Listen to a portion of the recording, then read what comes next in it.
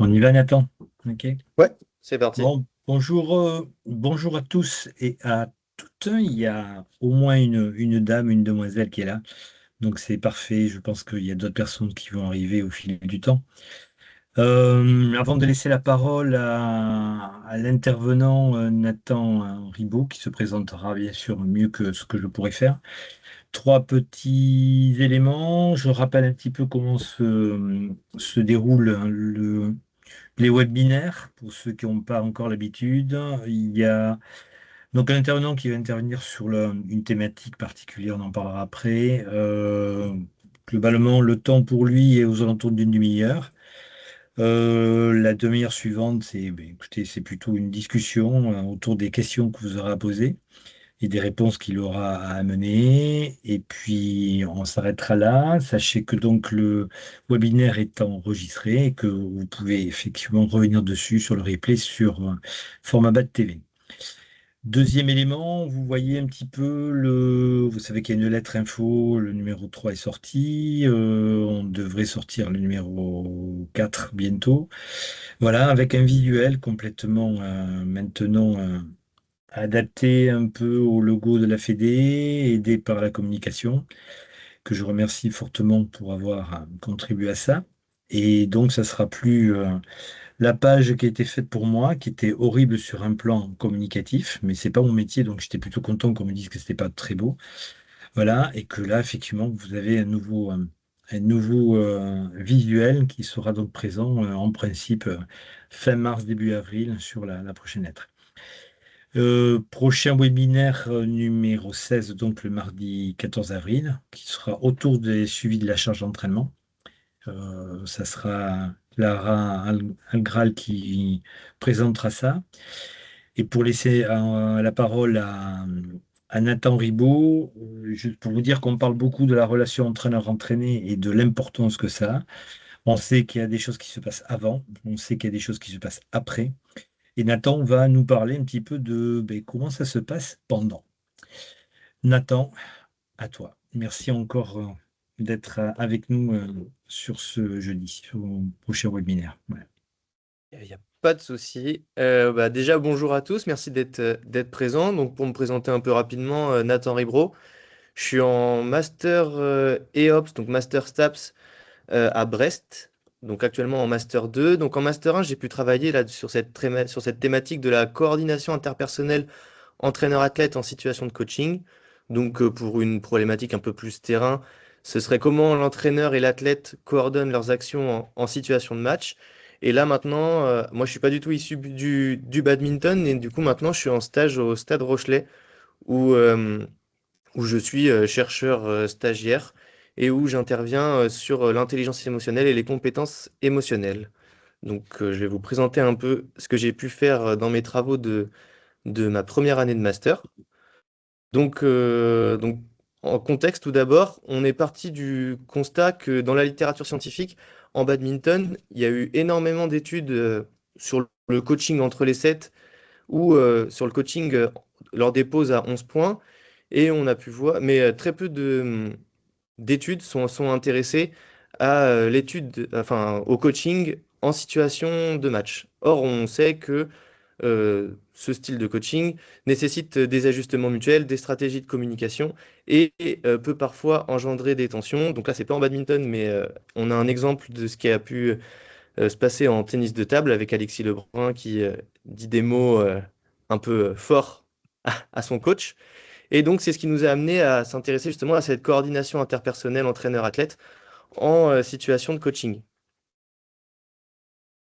Donc, au niveau des objectifs de l'étude, c'était vraiment d'analyser les interactions interpersonnelles entre l'entraîneur et l'athlète au travers des significations qu'ils vont avoir, des expériences qu'ils vont vivre lors d'une confrontation de match, afin du coup d'identifier les mécanismes d'ajustement mutuel et les concordances et les discordances qu'il pouvait y avoir entre justement cette expérience vécue et les mécanismes d'ajustement qui pouvaient être mis en cause par l'entraîneur et par l'athlète. Et donc, au travers de ces objectifs, il devait répondre à certains enjeux. Donc, tout d'abord, un enjeu d'enrichir les connaissances pour un côté un peu plus scientifique, avec du coup une méthodologie qui visait à recueillir les perceptions croisées entre l'entraîneur et l'athlète, et in fine, pourquoi pas imaginer des pistes de formation pour les entraîneurs au travers de la méthodologie et justement des outils directement transposables au terrain. Donc tout d'abord, on s'est intéressé un peu à ce qui existait dans la littérature. Donc tout d'abord, bah, qui dit coordination entraîneur-athlète dit relation entre l'entraîneur et son athlète. Donc on s'est appuyé tout d'abord sur le modèle de Jowett, qui est le modèle le plus connu au niveau de la qualité de la relation entraîneur-athlète, avec du coup tout ce qui est le versant proximité, donc qui va être en lien avec la dimension affective de la relation, donc tout ce qui va être la confiance, le respect entre l'entraîneur et l'athlète. Ensuite, on a du coup la dimension d'engagement, qui va être la volonté de partager et de maintenir la relation dans la durée et atteindre un objectif qui va être commun. Et du coup, la complémentarité, qui va être du coup la coordination des rôles et les comportements dans l'action. Et donc nous, ce qui nous intéresse plus particulièrement, c'est cet aspect au milieu du modèle, là, donc la co-orientation de tous ces éléments qui représentent du coup la compréhension mutuelle des perceptions entre l'entraîneur et l'athlète. Et donc le souci de ce modèle, c'est qu'on a très peu d'analyse en contexte de match et avec une pression temporelle, donc dans un temps contraint. Donc on ne pouvait pas vraiment le mobiliser dans notre étude. Donc après, on s'est intéressé au concept d'intelligibilité mutuelle, qui est du coup la capacité à rendre l'activité lisible pour l'autre en temps réel. Et donc, on a pu observer que du coup, cette intelligibilité mutuelle, elle était basée sur des signaux qui étaient faibles, des routines qui étaient implicites, et du coup, une co-construction du sens entre l'athlète et l'entraîneur.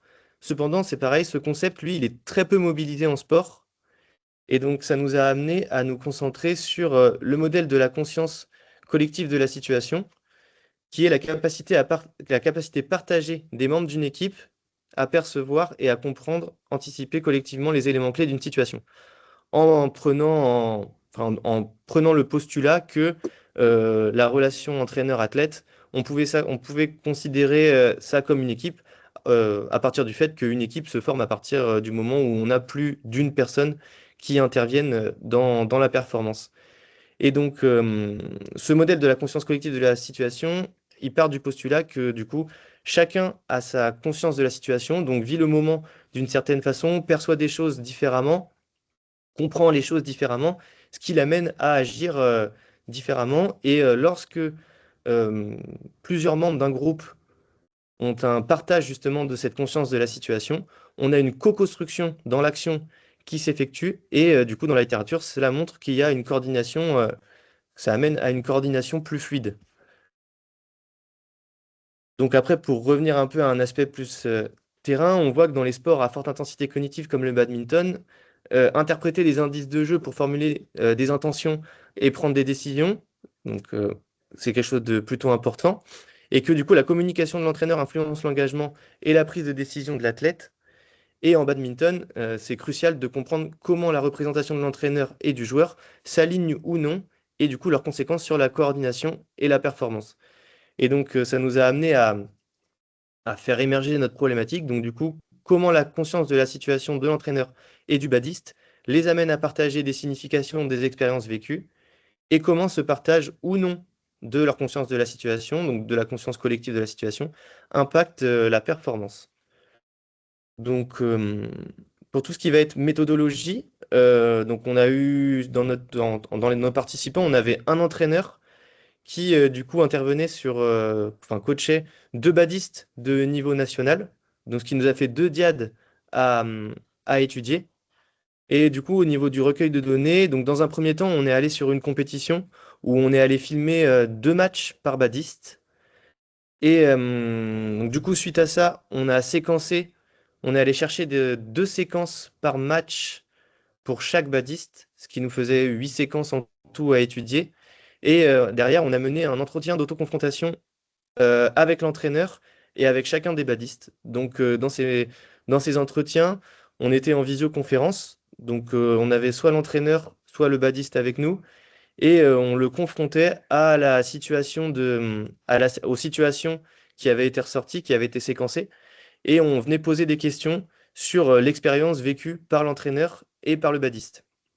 Donc les différentes questions, elles portaient sur les indices pertinents, ce que repérait le joueur et sur qu'est-ce qu'il utilisait pour faire son action, l'action même qu'il faisait, donc quel était l'objectif de son action, les buts qu'il y avait derrière cette action.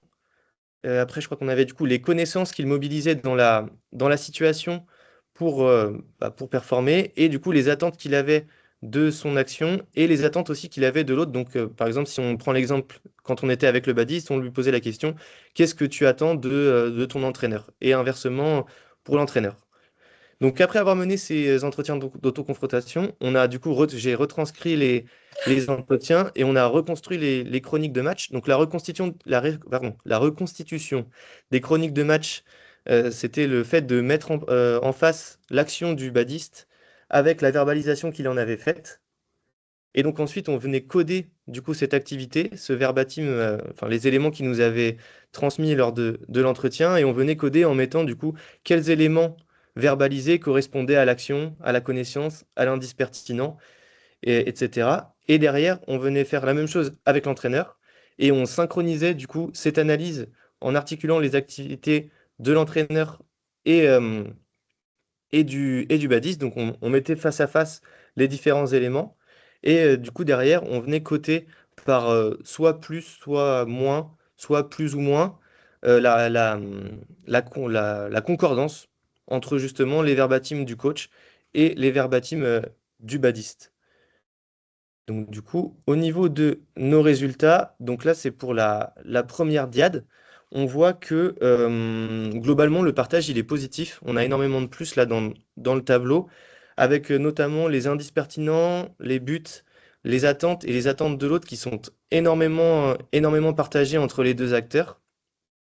Et du coup, on peut voir après derrière sur les graphiques que ça traduit une stabilité au niveau du partage et une compréhension mutuelle entre les deux acteurs qui justement est maintenue tout au long des différentes séquences qui ont été analysées. Et du coup, pour la seconde diade, on a quelque chose de beaucoup plus hétérogène. On voit qu'il y a un peu moins de cotations positives où, par exemple, on voit que les indices pertinents et les buts sont plutôt bien partagés entre les deux acteurs. À l'inverse, du coup, les connaissances, les attentes et les attentes de l'autre sont très peu partagées. Et du coup, cela traduit une représentation, enfin, une instabilité au niveau des représentations et de la synchronisation et cette compréhension mutuelle des représentations entre l'entraîneur et, euh, et l'athlète. Et donc, du coup, après, on a comparé ces différents résultats avec la dynamique du score des deux matchs, enfin des deux sets euh, étudiés. Et donc, on peut voir que pour la première diade, pour la diade du coup entraîneur B1, avec du coup le badiste numéro 1, on voit que du coup, lors des situations 1 et 4, le score est relativement... enfin, il y a un gros écart au score.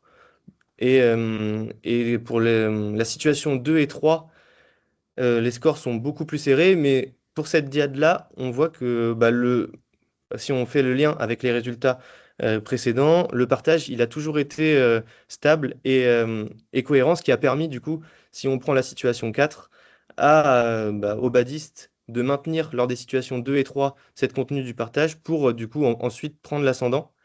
À l'inverse de la diade B2, où on voit que sur la situation 1, on est plutôt dans une phase où la badiste revient au score, alors qu'à l'inverse, aux situations 2 et 3, on est plutôt sur un état stable, et sur la situation 4, on voit qu'il y a vraiment un écart au score qui se fait, et on a un effondrement du partage qui, à la suite de la situation 4, coûte le 7 pour la badiste.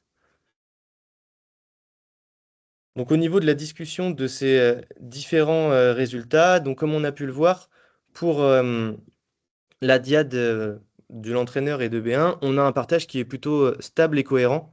Donc ça traduit plutôt une continuité dans la compréhension mutuelle, même en contexte qui est incertain, comme en badminton. Alors que pour la diade entraîneur et B2, on a un partage qui est plutôt instable, avec vraiment une rupture dans les moments critiques qui peut traduire une difficulté à maintenir un socle commun. Donc ces éléments, ils sont à mettre en perspective avec les différentes études qu'on peut retrouver dans la littérature, où on voit qu'un partage cognitif dynamique est situé, dépend du contexte et peut se rompre sous pression. Et que du coup, la qualité d'un partage entre entraîneur et athlète repose sur du coup la pertinence de ce partage et la stabilité dans le temps, et pas seulement en quantité, mais plutôt en qualité.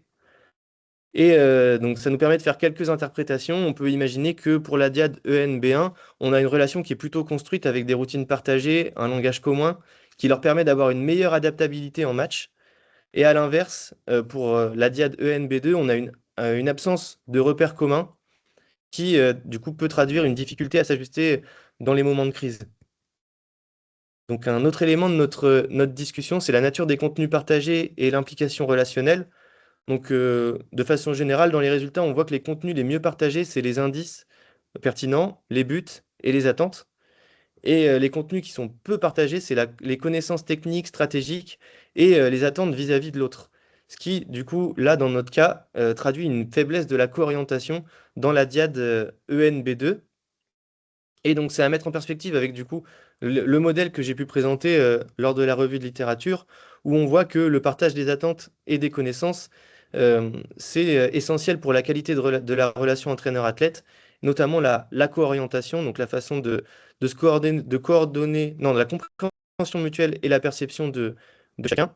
Et on voit que, du coup, une communication bidirectionnelle favorise la confiance et l'engagement, alors qu'à l'inverse, une posture d'entraîneur qui va être prescripteur, ça représente vraiment une risque de passivation de l'athlète, où l'athlète va juste subir les informations que l'entraîneur lui envoie sans lui se faire sa propre idée de la situation qu'il est en train de vivre.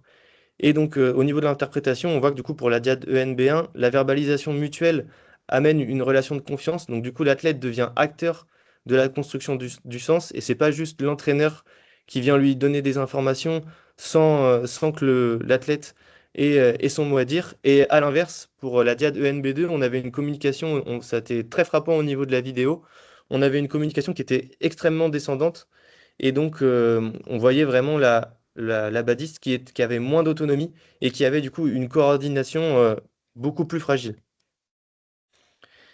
Et donc au niveau du dernier point, donc au niveau de la compréhension mutuelle et de l'intelligibilité de l'action, au niveau des résultats, on voit que dans la diade entre l'entraîneur et B1, on avait une bonne anticipation des intentions de l'autre, ce qui amenait une coordination fluide. Alors que pour l'entraîneur et B2, on avait des consignes parfois mal comprises et une synchronisation insuffisante, ce qui a amené du coup vraiment, enfin, c'était flagrant au niveau des scores, une baisse de performance en situation critique. Et donc ça renforce le fait que l'intelligibilité mutuelle, c'est vraiment le fait de rendre son activité lisible pour l'autre, et ça peut permettre de prévenir des malentendus, et l'importance de rendre signifiants les éléments contextuels pour du coup agir ensemble.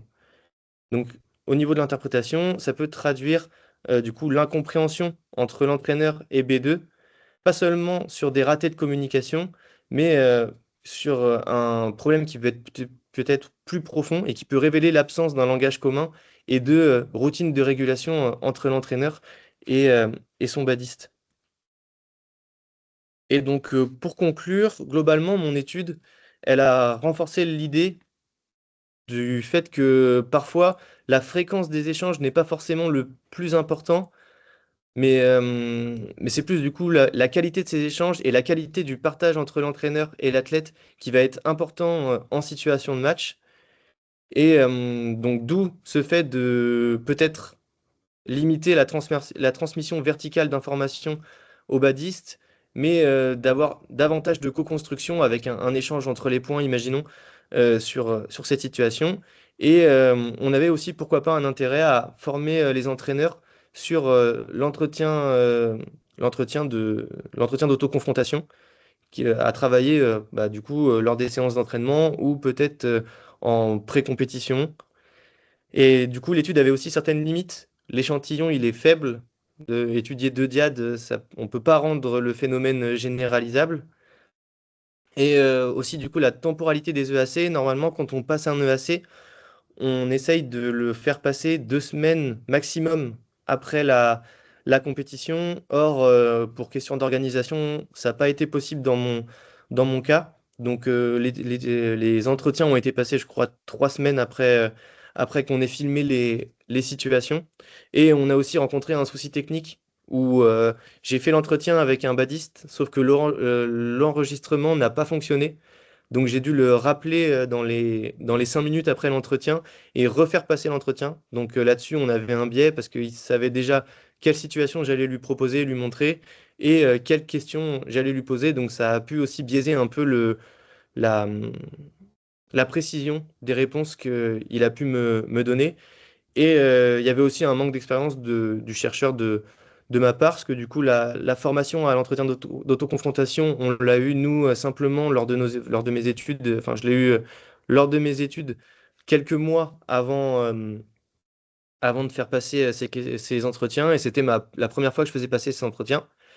Et donc, du coup, au niveau des perspectives, on pourrait imaginer une étude longitudinale donc de reproduire le protocole à l'échelle d'une saison ce qui permettrait de voir un peu la dynamique, donc l'évolution justement de cette coordination au fil d'une saison, avec pourquoi pas l'ajout de variables. Donc là où moi j'ai rencontré, enfin j'ai pu avoir dans mes situations des situations de frustration ou à l'inverse des situations où tout se passait bien, la variable des émotions pourrait être intéressante à introduire dans un protocole de ce type.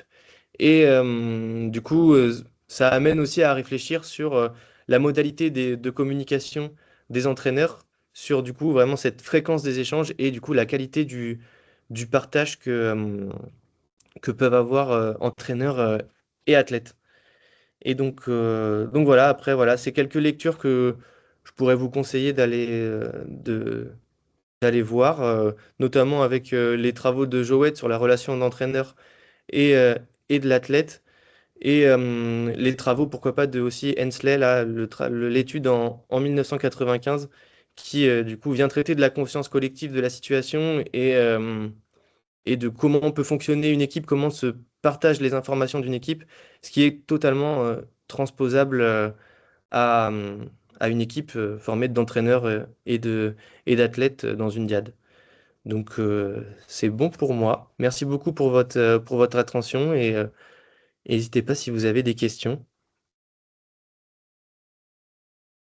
Merci, merci Nathan pour cette intervention. Écoutez, il reste quand même une trentaine de minutes, un peu plus. Donc, des questions que vous avez envie de poser dès à présent.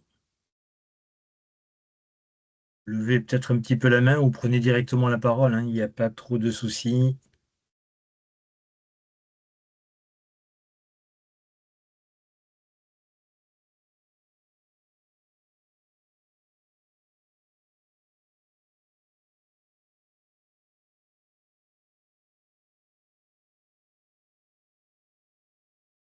Pour l'instant, je ne vois pas de main se lever. Moi, j'ai plusieurs questions, mais j'en ai une. Je pense que depuis que je suis dans le badminton, j'ai plus rencontré des entraîneurs qui, par facilité, je pense, préfèrent ne pas demander aux athlètes hein, qu'ils encadrent ce qu'ils en pensent, ou en tout cas de ne pas rentrer dans ce type de relation. Ok. Et je trouve que c'est un moyen quand même de pouvoir le faire. Quand tu parlais de se former à l'entretien d'autoconfrontation, est-ce que tu peux nous Mhm. dire le temps que ça prend pour pouvoir travailler là-dessus avec l'athlète ou les athlètes que l'on encadre, s'il te plaît, Nathan? L'entretien de confrontation, c'est pas forcément quelque chose qui est compliqué. Je pense que là où la nuance est compliquée à cerner, c'est plus sur les questions qu'on va venir poser à, à l'athlète en fonction de qu'est-ce qu'on veut travailler. Est-ce que du coup on peut le mobiliser dans différentes parties? Là, moi, pour la coordination, c'était des questions posées sur les indices pertinents, les buts, les attentes de l'autre envers l'entraîneur, mais je pense que c'est un format à utiliser, enfin, c'est une façon d'utiliser la vidéo pour, justement travailler avec l'athlète et favoriser cette fonction d'avoir le même langage. En allant analyser des situations de match où on vient discuter de la diade entre l'entraîneur et l'athlète, on peut justement, je pense que c'est la façon peut-être la plus facile de pouvoir repérer des absences de langage commun et de moments où l'entraîneur va percevoir quelque chose alors que l'athlète, lui, ne va pas le percevoir parce que, enfin pour diverses raisons, parce qu'il va être focalisé sur son émotion, sur sa frustration et du coup ça peut favoriser ces choses-là. Donc après la formation, c'est pas quelque chose de long, ça demande un peu de logistique, un peu de moyens pour filmer les vidéos et après trouver des créneaux avec le badiste pour revenir sur ces situations, mais la formation n'est pas longue. Je pense que le détail, c'est vraiment c'est bien formalisé en amont les questions qu'on va aller poser au badiste et s'il répond complètement à côté de la question qu'on lui a posée, savoir aussi relancer et trouver les bonnes questions pour obtenir les informations qu'on souhaite avoir. Donc il y a vraiment une formation autour de cet outil-là, quoi. Vraiment à avoir, hein. Oui, bah, on ne peut pas se Mm. lancer sans savoir qu'est-ce qu'on cherche au travers de ce type Mm. d'entretien. Mm. Et autre question, tu disais à obtenir, avoir le même langage, mais est-ce que ça ne sert pas non plus à, non pas forcément avoir le même langage, mais juste à se comprendre? Merci, exactement. Enfin, c'est exactement je pense, que c'est le point de départ d'une bonne coordination. Le fait de parler le même langage pour justement se comprendre et derrière favoriser, enfin, être sur la même longueur d'onde, suivre exactement le même chemin, avoir les mêmes attentes envers l'un, envers l'autre et les mêmes attentes envers la situation, les autres, ça passe par le fait de se comprendre. Et je pense aussi que on peut parfois avoir l'impression de se comprendre dans nos échanges, alors que lorsqu'on est dans la situation, on perçoit pas du tout la même chose. Bien sûr.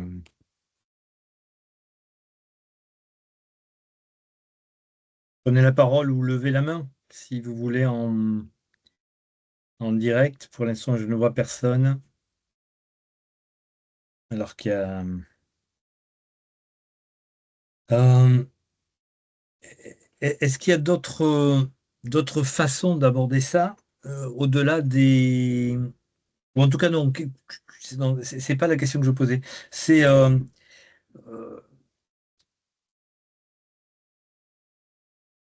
que l'entraîneur enfin, a-t-il que cet outil-là pour pouvoir effectivement rentrer dans cette coordination d'action? Est-ce qu'il y a que cet outil-là ou en connais-tu d'autres? Bah, de façon très scientifique, je n'ai pas d'outils précis à, à évoquer, mais je pense que au-delà de cette façon très cadrée qui est l'entretien d'autoconfrontation, je pense que ça passe avant tout par un dialogue avec le badiste, l'entraîneur. Je pense qu'il doit réussir à s'intéresser au badiste, comprendre un peu sa personnalité, sa façon de fonctionner et ensuite je pense qu'après c'est vraiment une construction à deux qui doit se faire ça je n'ai pas assez de connaissances au niveau du badminton pour savoir si les coachs ou pas changent à chaque saison mais je pense qu'au début d'une coopération entre un entraîneur et un badiste je pense que des entretiens où ils échangent à deux sur cette façon de fonctionner, sur leur façon de fonctionner à chacun et sur comment eux vont réussir à accorder leur façon de fonctionner pour créer une seule et même façon de fonctionner bon, pour de la diade, quoi. Je pense que passer par un entretien et vraiment un temps de discussion avec le badis peut être un outil Hmm. complètement opérationnel, complètement opérationnel pour Est-ce que performer derrière. Est-ce que tu penses qu'il y a quelque chose à faire en amont et ne pas attendre le pendant, c'est-à-dire travailler aussi, alors ou avec entretien d'autoconfrontation ou autre chose, sur ce qui se passe pendant l'entraînement, c'est-à-dire pas du tout pendant une situation de match, mais de travailler en amont pour qu'en situation de match, ça soit plus fluide, quoi. Ah oui, complètement. Je pense qu'à l'entraînement, enfin, en fonction de comment est construite la séance, s'il y a des confrontations avec un partenaire d'entraînement ou, ou ces éléments, filmer la situation et venir faire des entretiens, on appelle ça des entretiens d'autoconfrontation flash où on vient filmer une situation et derrière, directement à chaud, on vient du coup étudier un thème. Donc là, ce serait la coordination. Et on vient poser des questions très rapides où le sportif vient répondre à chaud.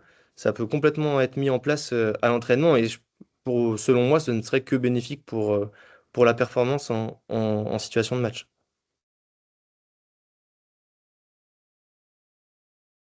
Merci pour ces réponses. Question de l'auditoire. Vous savez qu'il n'y a pas de questions bêtes, hein, il n'y a que des questions qui attendent des réponses. Donc, allez-y au regard de ce qu'a pu dire Nathan et peut-être aller plus loin que ce que j'ai pu dire moi. Sylvain, je suis sûr que tu as plein de choses dans la tête.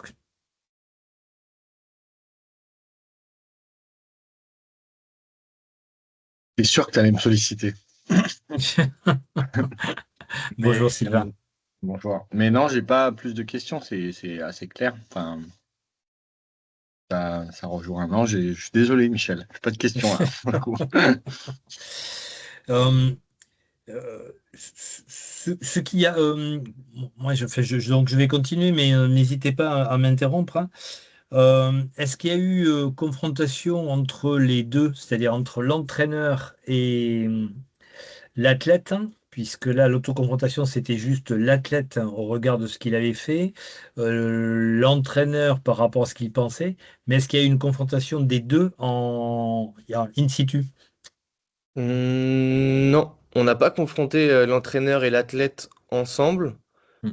Après, je sais que ça peut se faire aussi d'avoir une seule et même vidéo et d'avoir et l'entraîneur et Hmm. l'athlète à côté de soi pour poser les questions et créer un peu un échange entre les deux. Après, selon moi, dans mon étude, ça aurait été compliqué à mettre en place parce que je pense que pour la situation où on a notre badiste qui est en situation de réussite, il n'y aurait eu aucun souci parce que bah voilà, il était en situation de réussite assez largement. Donc je pense que Hmm. verbaliser les attentes envers l'entraîneur à ce moment-là, ça aurait pas été un souci pour lui.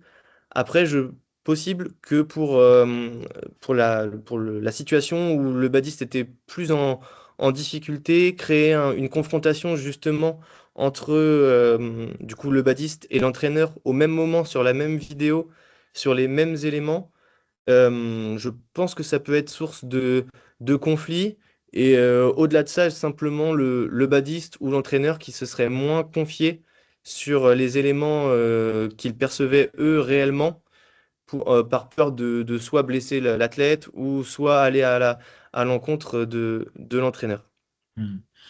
Alors, ces entretiens dont tu parles, ça s'appelle les entretiens d'explicitation, ok, où tu rentres vraiment dans le détail, dans une situation, voire sur un moment particulier d'une compétition, d'un match, voilà. Et derrière, il y a vraiment, tu rentres dans le détail, là aussi, hein, il faut être formé à ça. Et bon, je parle de ça parce que j'ai eu la chance de travailler avec Anne Carmaquet là-dessus il y a plus de 20 ans. Quand j'y travaillais, oui, en tout cas, je l'ai suivi là-dessus.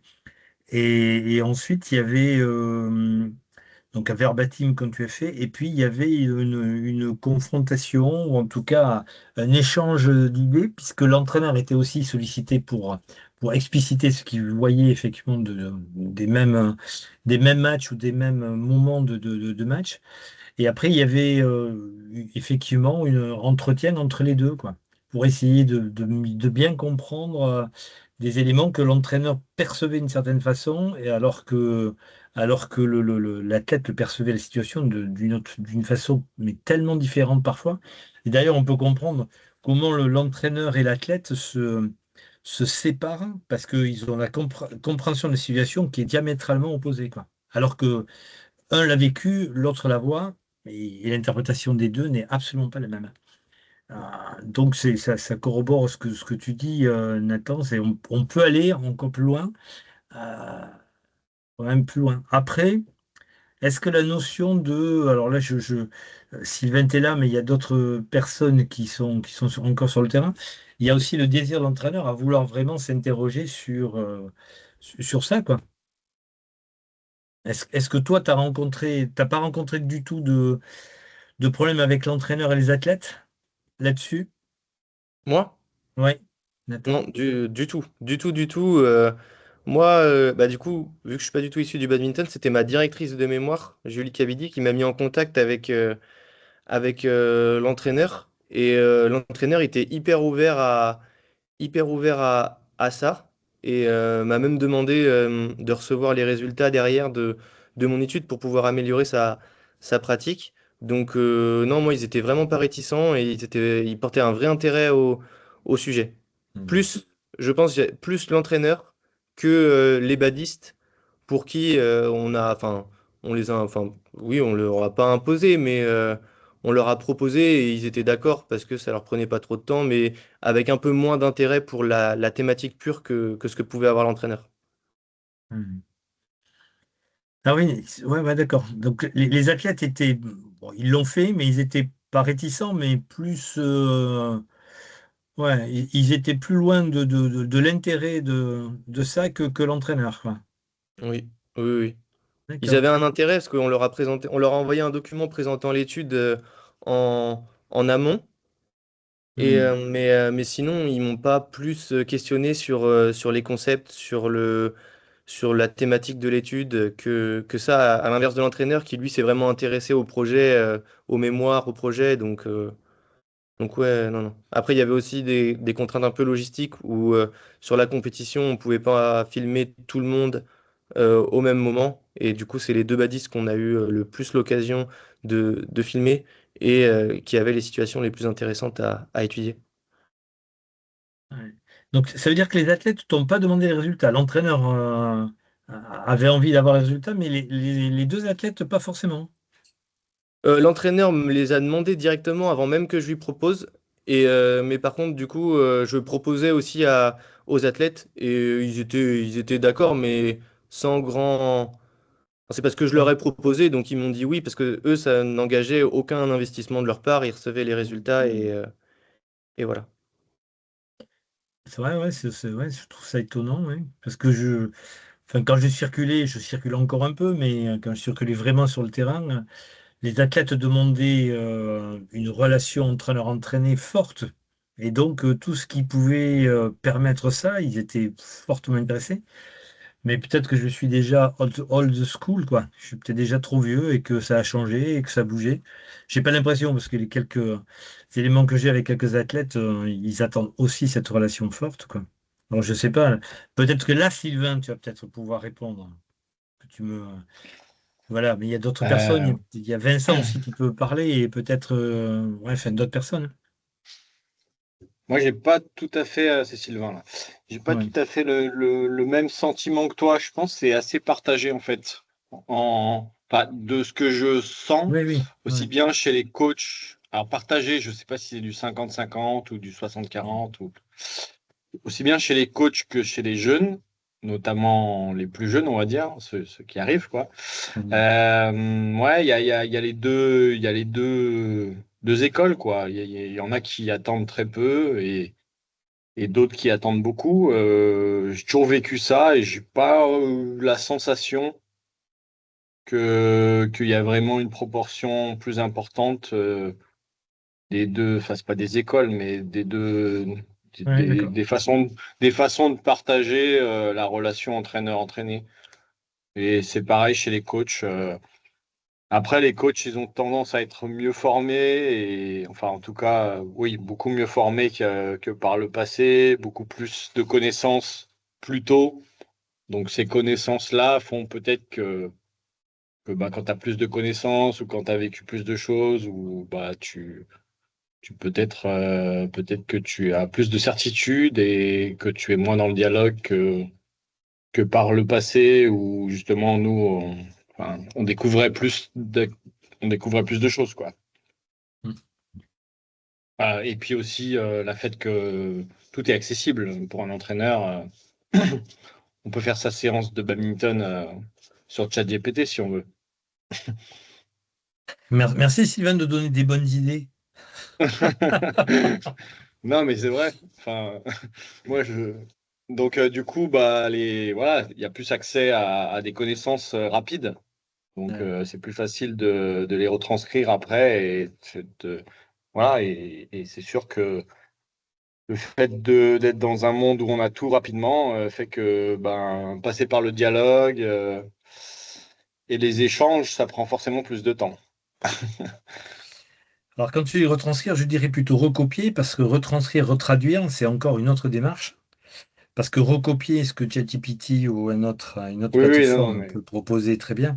Après, la retraduire de façon, je vais dire, vivante et correspondant aux gens que l'on encadre, ça c'est encore une autre démarche. Et ça, ouais. ouais, mais non, mais je dis pas que les gens le Ouais, font. Enfin, je sais rien en fait. ouais, Je regarde pas ce que font les gens. Je sais que c'est possible de le faire, en tout cas, et que ouais, ça facilite ouais. euh, la descente d'informations, le fait de faire des choses, quoi. Et puis après, ben, Mm, quand tu es dans la facilité, quand il faut un peu dialoguer, faire mm, en fonction de Pierre-Paul. Si tu en as 12, c'est sûr. Enfin, si tu as 12 athlètes, c'est plus facile de ne pas se prendre la tête et de faire la même chose pour tout le monde ouais. que d'essayer d'anticiper, de dialoguer, de changer un peu les Mm. choses. Donc, Cou- cou- voilà.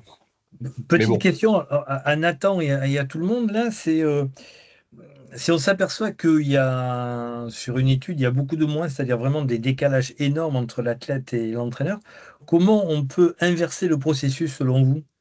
Là, que ce soit Nathan et l'auditoire, hein, voilà, ouais, est-ce que vous avez des idées de se dire comment on peut inverser le processus, quoi, qui est beaucoup plus que de moins, quoi?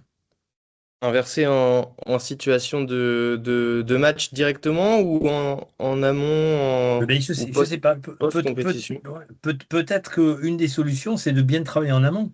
Tu vois, c'est peut-être une des solutions pour qu'en situation de match, il y ait plus que de moins.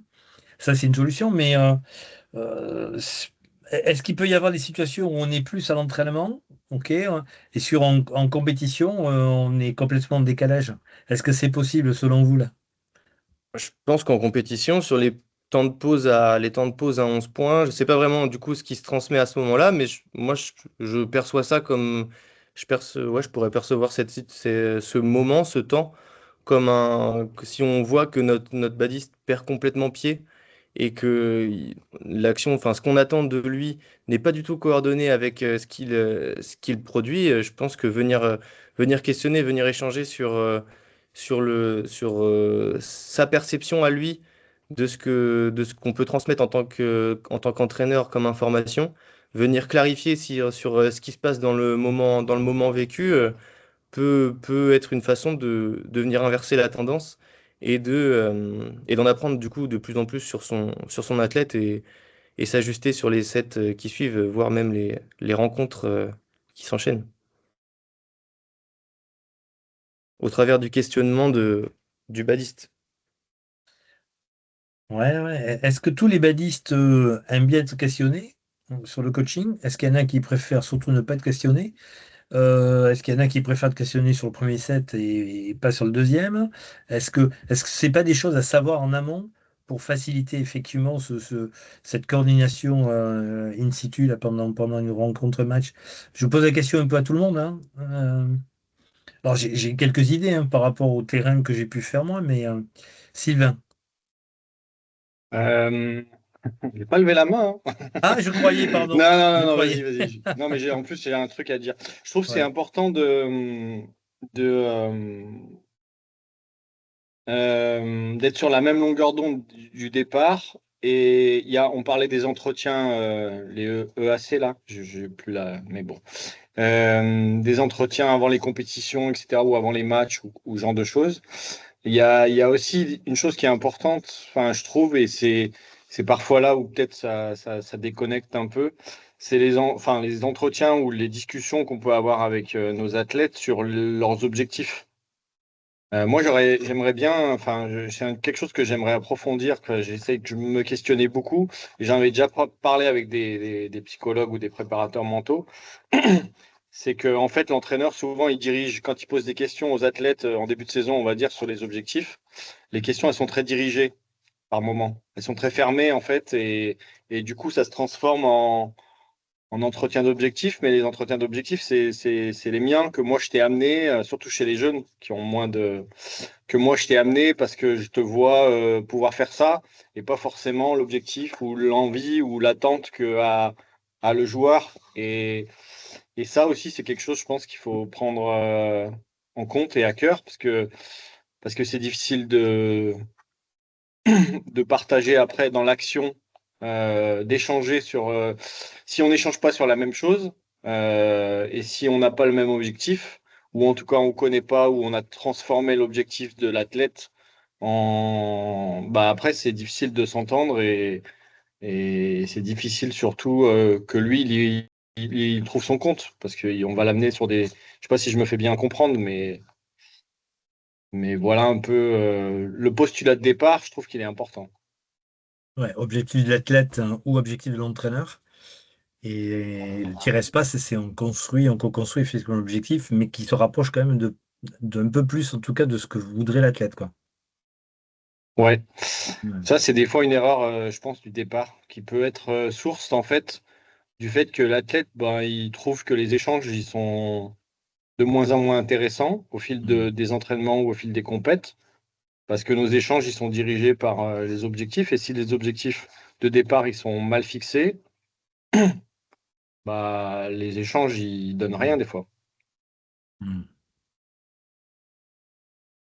Merci Sylvain. Est-ce qu'il y en a qui veulent répondre un peu aux propos de Sylvain?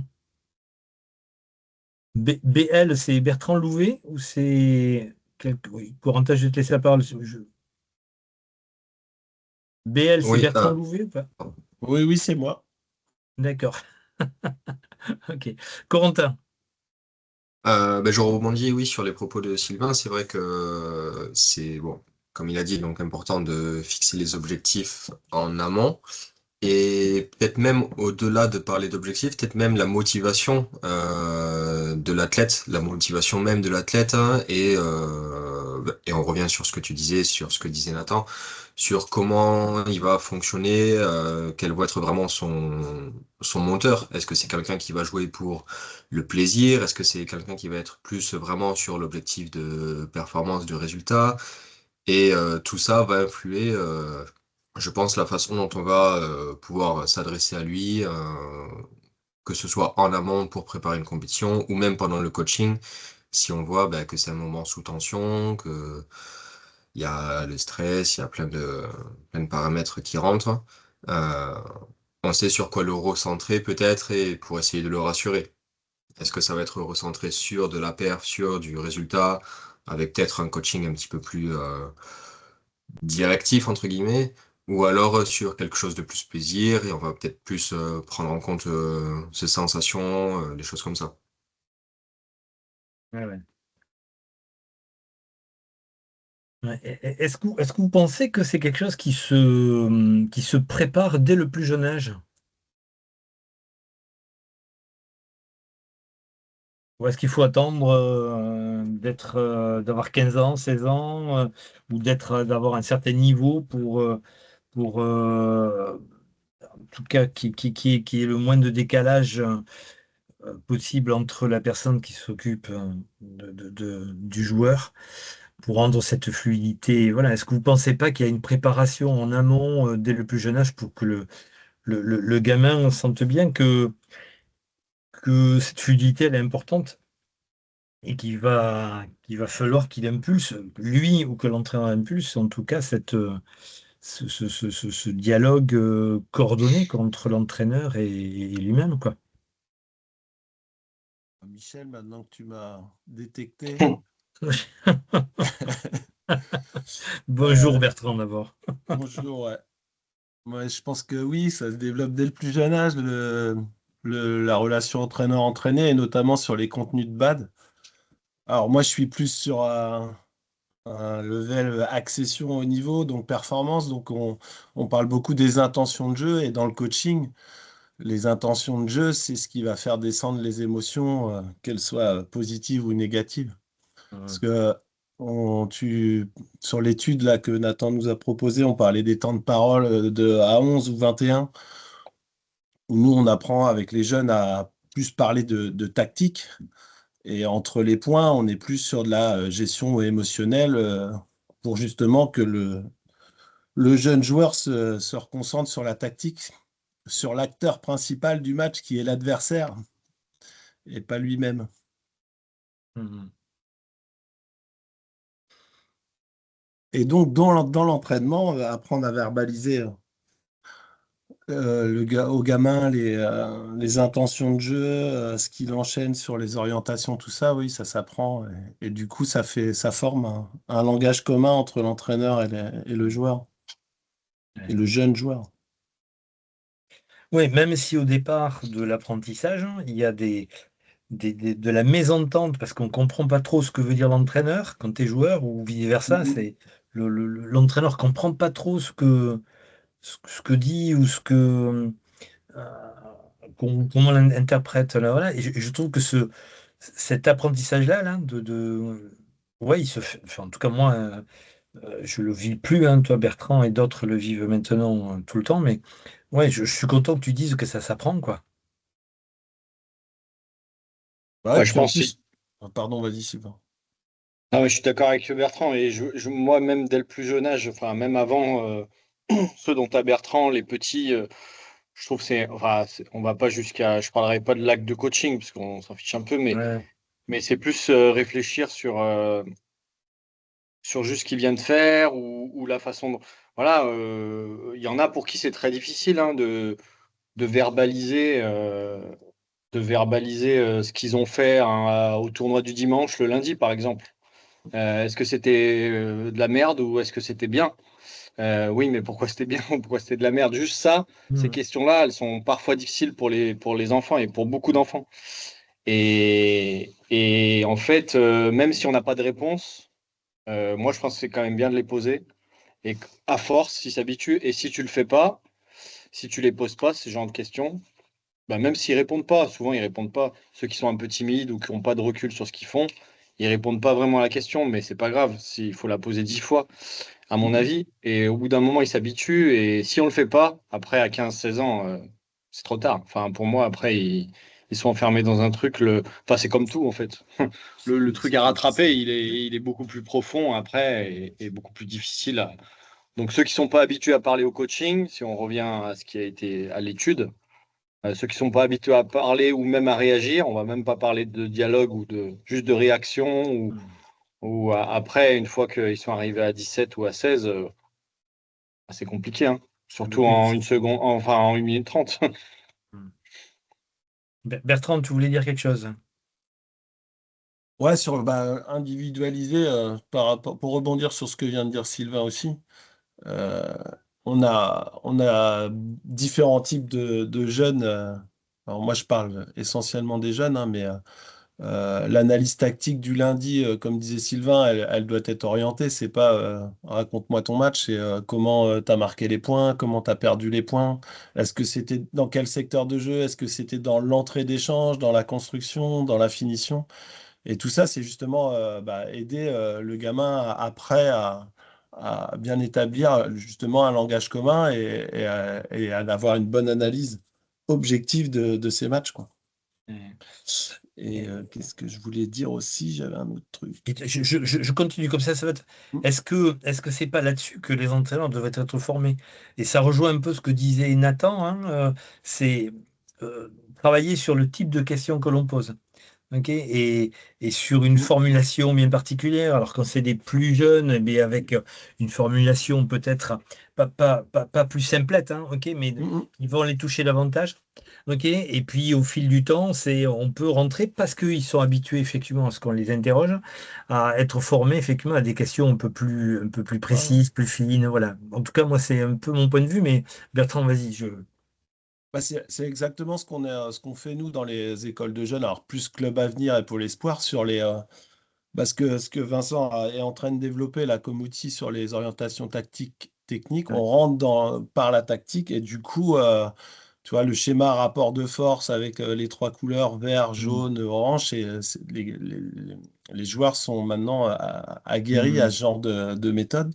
Je parlais de la, de la division de l'échange entre entrée, construction, finir. Enfin, tout ça, Mm. c'est important. Et après, j'ai retrouvé ce que je voulais dire tout à l'heure sur le, les différentes motivations des gamins. Il y a des gamins, c'est vrai qu'ils ont, eux, ça les motive de pouvoir analyser l'adversaire, de proposer des tactiques avec l'entraîneur, d'être actif. Et c'est vrai qu'il y a des gamins qui sont un peu plus en attente, justement, Ouais. de pistes. Euh, mais il n'en reste pas moins que les meilleurs, c'est quand même ceux qui ont une analyse assez fine de Mm. la situation. Des matchs, c'est les joueurs qui vont se plaindre des entraînements quand il y a des trucs, des incompréhensions, ils vont le dire, vont pas le garder pour eux. Et on voit souvent que où il y a de l'interaction, bah, ils sont plus en réussite. Après, à nous de faire justement que les plus introvertis, entre guillemets, on essaye aussi de développer parce que pour avoir l'image des entraînements asiatiques et de l'attitude, le flegme asiatique, on voit beaucoup de coaching très descendant hein, chez nos Mm. homologues asiatiques. Mais par contre, on voit des joueurs qui sont très forts aussi, quoi. Ouais, donc ça veut dire qu'il n'y a pas un chemin, quoi. C'est ce que tu Bah, veux dire. ce serait trop facile. Et Ok. moi, j'ai l'impression qu'en France, on est quand même en réussite pour l'instant. Si on parle de nos jeunes là, qui sont dans le top mondial en simple homme, c'est quand même des gamins qui étaient très proactifs, très, enfin, dans le verbe, dans la relation entraîneur-entraîné, très actifs. On Mm. n'a pas encore réussi, je pense, avec des joueurs un peu plus timides. Un peu plus introverti. Ouais. C'est Ouais, empirique, hein. J'ai pas d'études, j'ai ouais, pas de ouais, ouais, statistiques, ouais. mais enfin, c'est au feeling, hein, ce que je te dis. Mais ouais, non, mais écoute, je lis pas beaucoup l'équipe. Alors, voilà, je lis pas beaucoup l'équipe, sauf les titres hein, que je reçois régulièrement. Mais bon, voilà. Mais dernièrement, il y a un article qui m'a intéressé de Louis Carbonel. Je sais pas si vous connaissez, si vous vous intéressez un Mhm. peu au rugby. Numéro 10 rugby, champion du monde 2018-2019. Donc, quelqu'un qui apparemment allait vers une carrière incroyable. Et puis, finalement, il a eu de gros creux. Voilà. Et là, il dit qu'il rejoue de mieux en mieux parce que, il se rapproche de plus en plus de lui, de ce qu'il est. Donc, ça voudrait dire que pendant des années, il y a peut-être des gens qu'il a croisés qui lui faisaient faire du rugby comme lui, il l'entendait pas. Donc, le fameux décalage dont tu parles, Nathan, hein. Ok, voilà. Et là, il dit que ben, il retrouve un peu ce qu'il est lui, et c'est pour ça aussi qu'il joue de mieux en mieux, et qu'il fait une saison, en tout cas le début de saison, voilà. Et moi, en tout cas, moi, ça me ramène toujours, hein, bon, de toute façon, Bertrand, on s'est déjà croisé souvent, on a beaucoup parlé. C'est si on oublie que c'est l'athlète qui fait la performance, je crois qu'on oublie déjà beaucoup de choses. Et si c'est lui qui fait l'athlète, qui fait la performance, bah, il faut se rapprocher un peu de ce qu'il est, quoi. Ok, voilà. Ça ne veut pas dire qu'après l'entraîneur n'a pas son rôle à jouer sur comment le faire grandir, hein. Ok, et je pense que c'est là-dessus. Mais peut-être que c'est là-dessus sur lequel effectivement on devrait réfléchir. Et l'étude de Nathan, notamment, ben, le prouve, hein, d'ailleurs. En tout cas, même s'il n'y a eu que deux athlètes, et voilà, en tout cas, c'est un chemin, à mon avis, qui est intéressant quand même ouais, à prendre, ou en tout cas à essayer, quoi.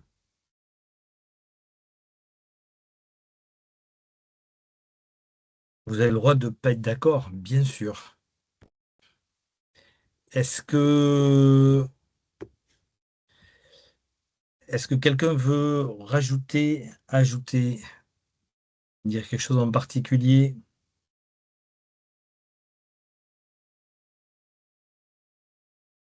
Eh bien, écoutez, on va en rester là. Il est 59. Merci à vous tous parce il y avait le tiers de ligue, donc apparemment ils étaient une vingtaine, donc en tout on était 31 sur ce webinaire-là. Donc merci Yannick et le TR de la Ligue Nouvelle-Aquitaine d'avoir été présents. Et merci à vous tous d'avoir été là. Et puis écoutez, hein, on se dit à très vite pour le mois d'avril. Merci, Michel. Ouais, à bientôt. Bientôt À bientôt. Sylvain.